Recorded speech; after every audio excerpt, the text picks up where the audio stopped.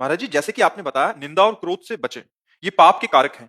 जैसे तैसे निंदा पर तो काबू पा रहे हैं, लेकिन यदि किसी बात को सुनकर क्रोध आ जाए, भगवान और आपकी याद करते हुए भी उस पर नियंत्रण कैसे करें? जैसे हम चाहते हैं कि आप हमारे साथ ऐसा बर्ताव करें, आप उसके विपरीत करेंगे, हमें क्रोध आ जाएगा। अगर हमारी कोई कामना नहीं है, हम अपने कर्तव्य का पालन करते हैं और सामने वाले पर भगवत दर्शन करते हैं, तो क्रोध आ ही नहीं सकता।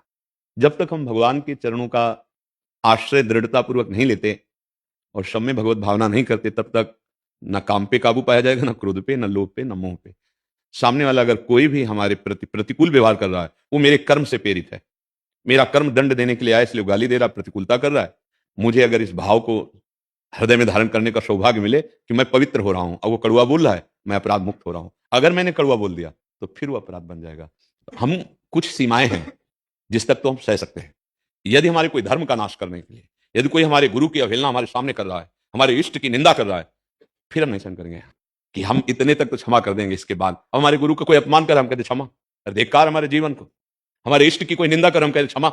है हमारे राष्ट्र पे संकट आ रहा, हम कहते क्षमा।